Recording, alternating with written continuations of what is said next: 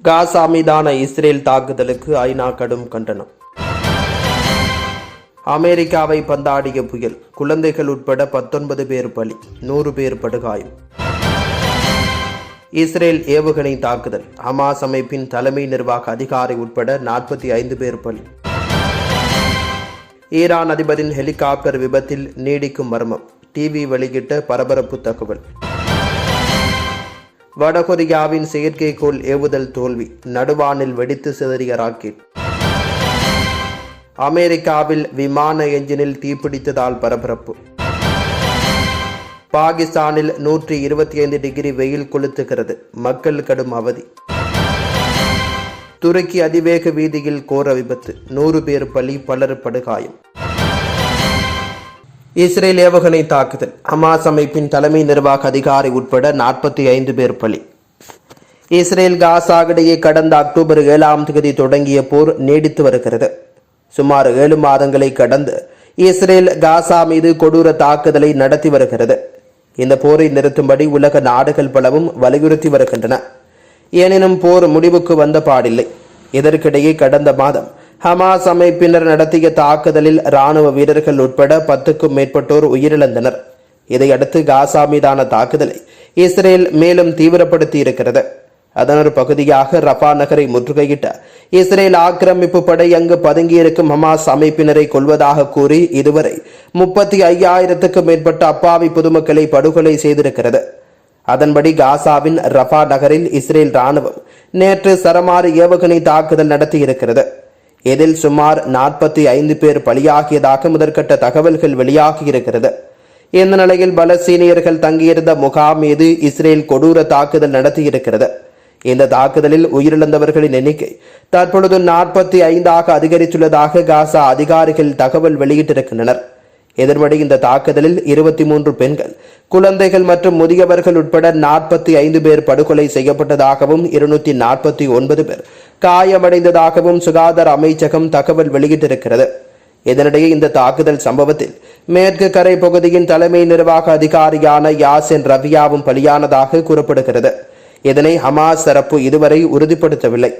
இவர் மேற்கு கரை பகுதியிலிருந்து இஸ்ரேல் மீது தாக்குதல் நடத்துதல் மற்றும் நிதியுதவி செய்தது குறிப்பிடத்தக்கது.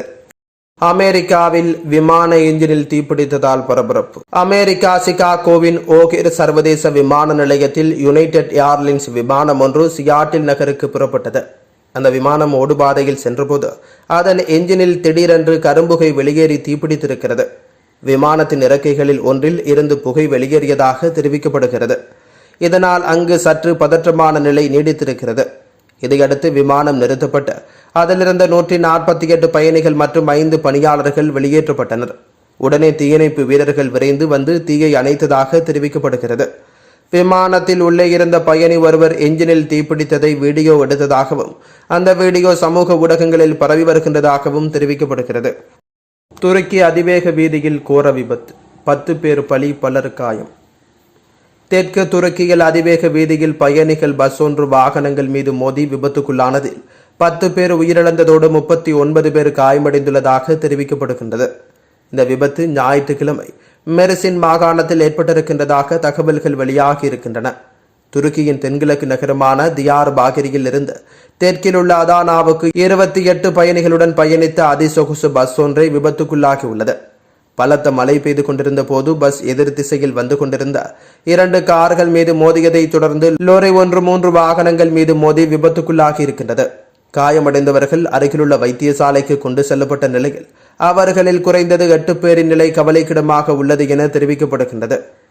தென்கிழக்கு நகரமான தியார் பாகிரியில் இருந்து நாட்டின் தெற்கில் உள்ள அதானாவுக்கு பயணித்த பேருந்தில் 28 பயணிகள் இருந்ததாகவும் அந்த தகவல்கள் மேலும் தெரிவிக்கின்றன.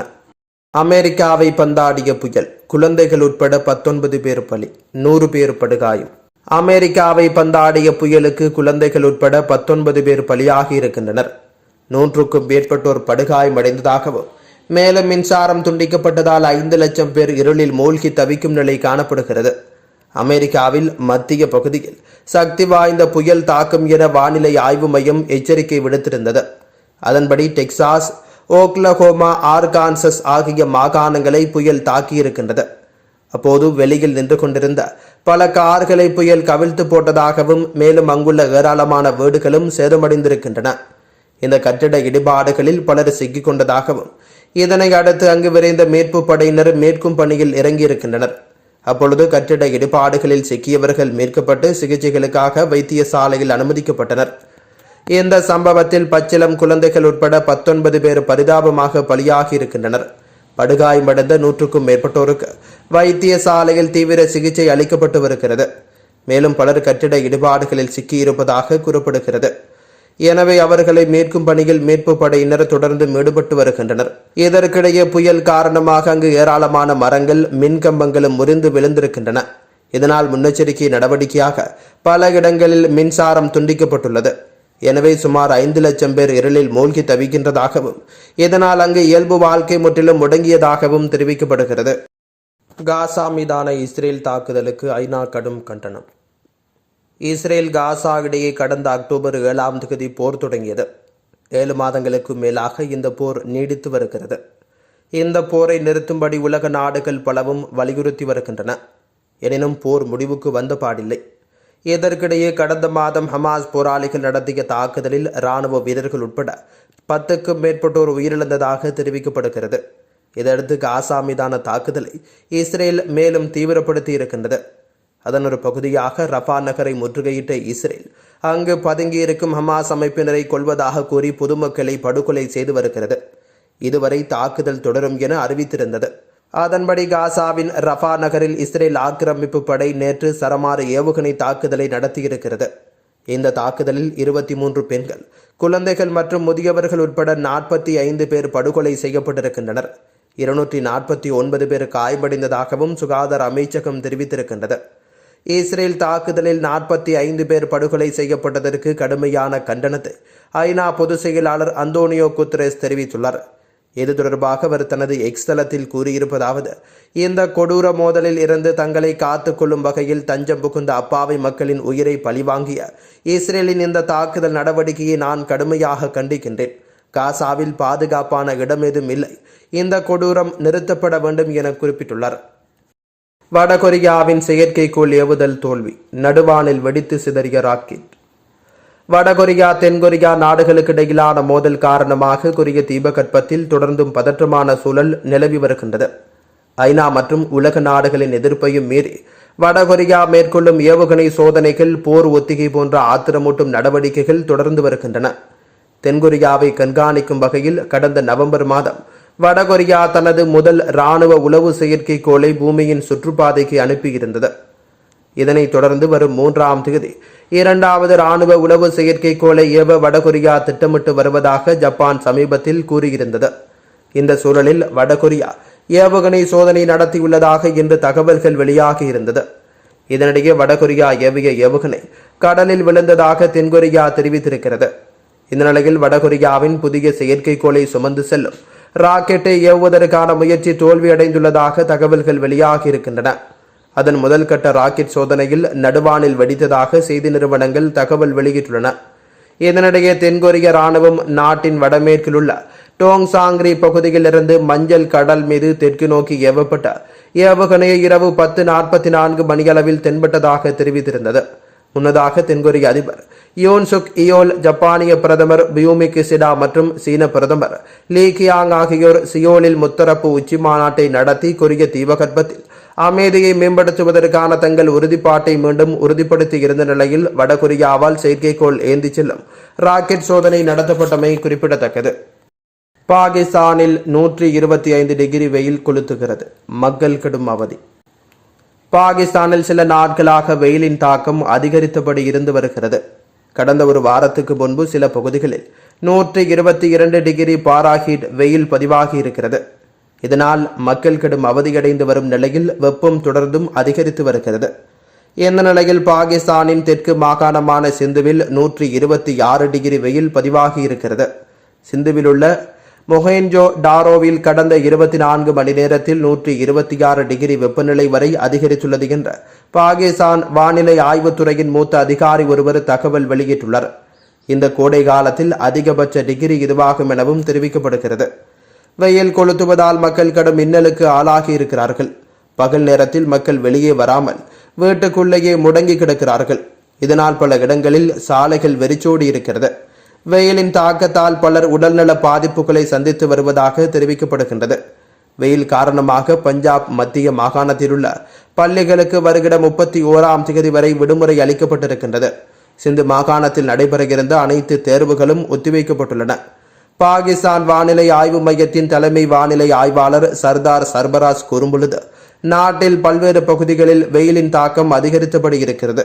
கடந்த 2017ஆம் ஆண்டு தென்மேற்கு மாகாணமான பலூசிஸ்தானில் உள்ள டர்பட் நகரில் 129.2 டிகிரி வெயில் பதிவானதே அதிகபட்சமாகும்.